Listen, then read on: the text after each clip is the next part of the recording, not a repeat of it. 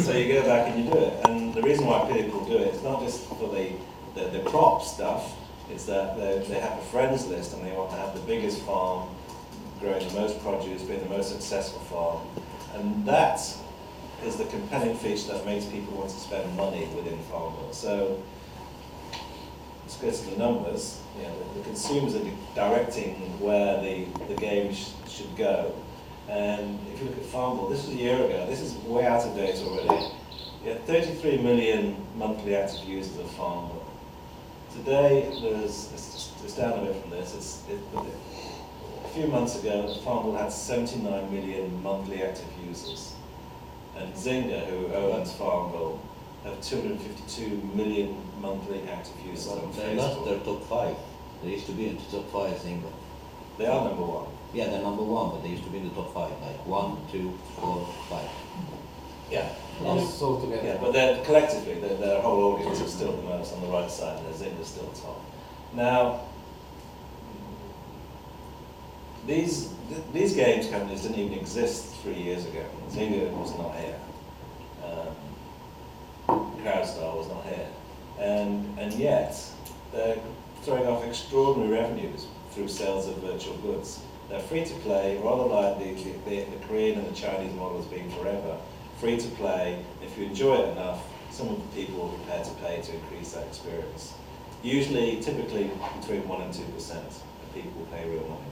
But do you think that Farmville is a game that can be compared to the games that you were talking about before? Is it a long-term gaming evolution, or is it just a short-term money-making?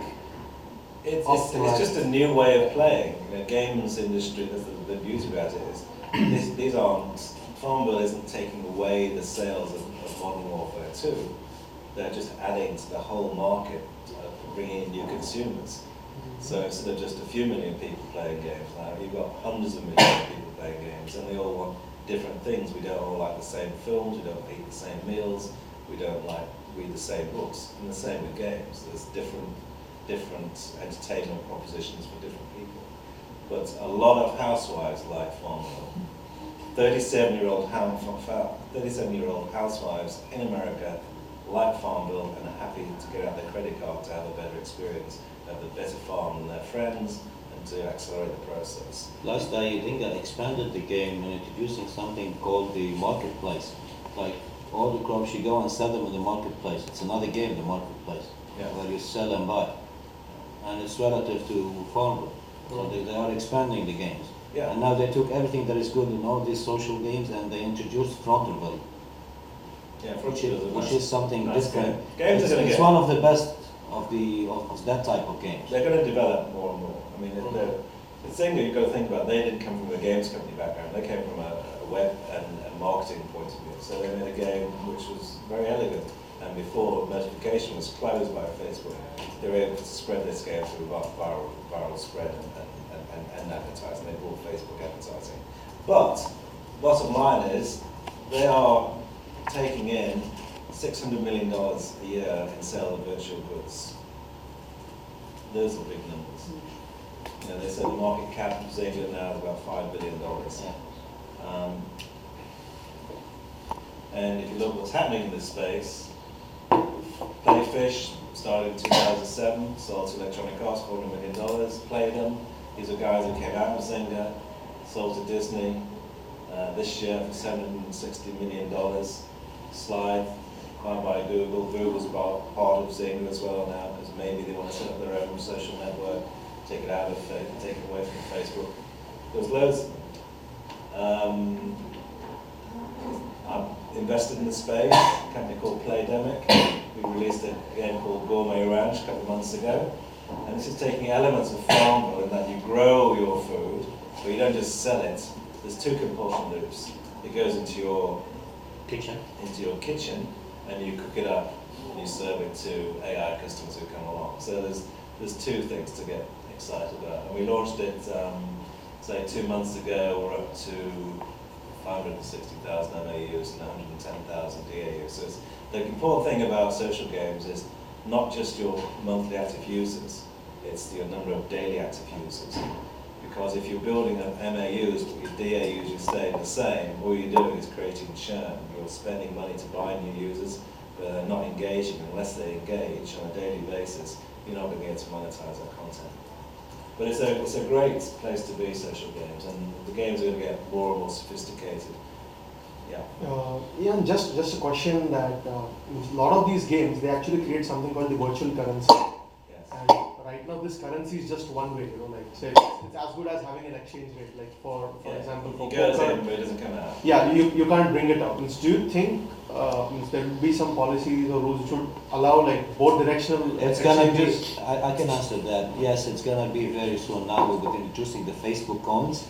It's like you can exchange your coins for actual cash.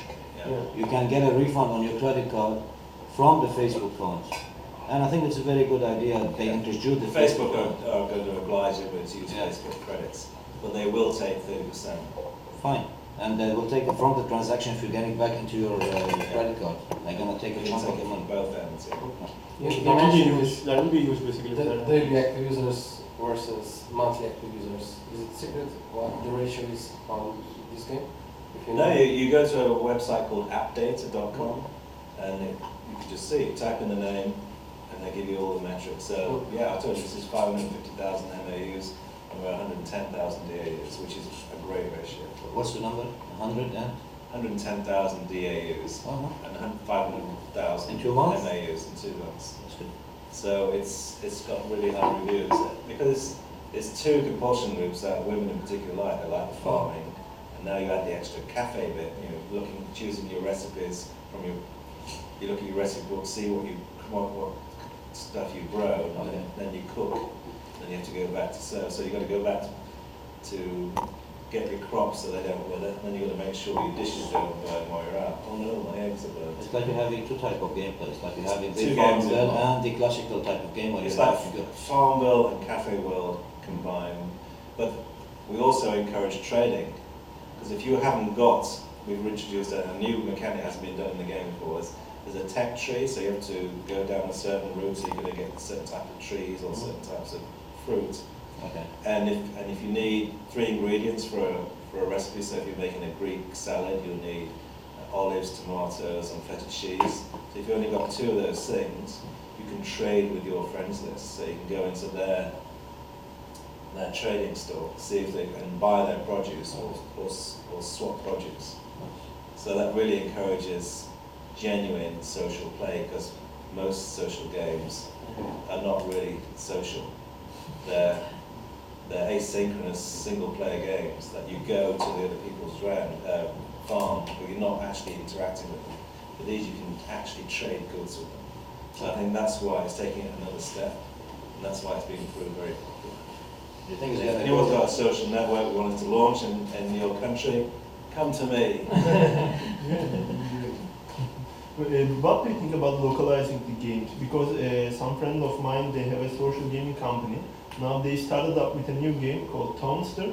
It's in English. It's similar to SimCity, in Facebook. Like competing in the global network and being in Turkey, it's kind of hard. And why do people want to play your game? How can you be very competitive?